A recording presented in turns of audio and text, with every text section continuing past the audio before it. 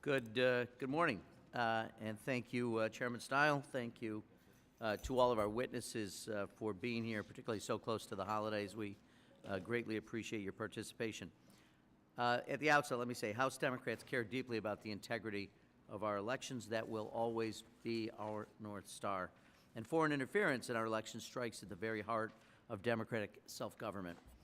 When we find opportunities to deter foreign interference and protect the integrity of our elections, House Democrats have worked and will continue to work to find bipartisan solutions. And as the chair referenced earlier this week, I was proud to support him in passage of H.R.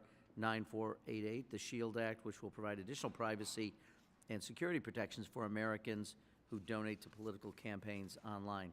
And the final bill was a product of extensive bipartisan negotiations and reflects, I think, critical revisions that have been secured by committee Democrats as we work through the process. So again, grateful to him and to the staff for that work.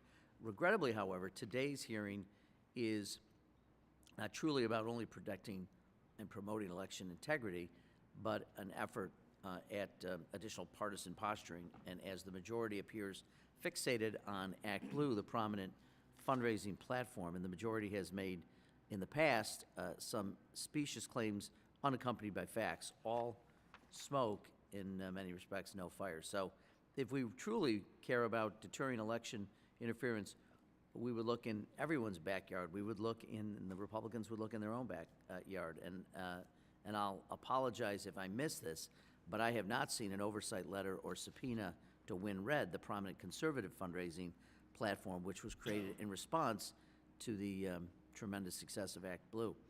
According to CNN, WinRed had nearly 7 times more Federal Trade Commission complaints than Act Blue from January 22 through June of 2024. One 82-year-old woman who wore pajamas with holes in them because she didn't want to spend money on new ones didn't realize she had given Republicans more than $350,000 while living in a 1,000-square-foot Baltimore condo since 2020. But committee Republicans haven't said anything about that or the blatant scheme to swindle older Americans. Focusing on Act Blue is about politics, pure and simple. There are things to get to here, we agree, but not picking one side and ignoring entirely the actions of the other side. Now, my colleagues are also focused on foreign funding of ballot initiatives, and to their credit, this is a very pressing issue.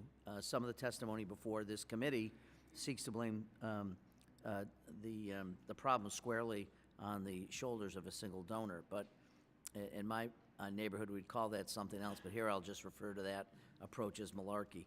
We all agree ballot initiatives are a basic expression of our uniquely American expression of self-government and experience with self-government. Without a doubt, ballot initiatives should be protected from foreign intervention. We agree. Federal campaign finance law bars foreign nationals from contributing or donating money in connection with a federal, state, or local election.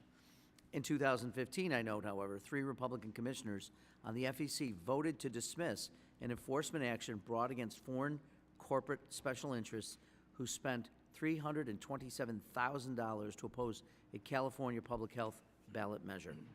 In doing so, those Republican commissioners opened a loophole foreign special interests have exploited.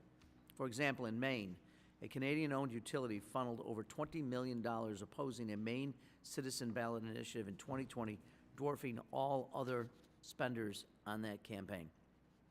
Similar outside foreign special interest spending defeated a local Oregon ballot measure opposing the development of a natural gas pipeline in 2017. And as we'll hear more today, foreign corporate money defeated a 2018 water quality ballot initiative in Montana. You'll hear from a native Montanan about the harms foreign corporate spending poses in ballot initiatives. A disquieting story of a foreign company that donated $288,000 to oppose the ballot initiative, which had, if passed, quote, would increase Montana's ability to avoid polluting the state's waters, end quote, to put profits over people.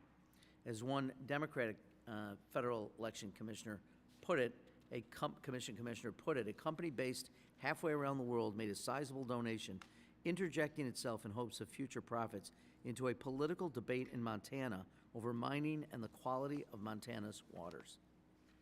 The story has a lamentable but unsurprising ending. The FEC dismissed the matter, allowing the foreign corporation's spending to influence a local Montana election to go unpunished. This outcome has real-world consequences.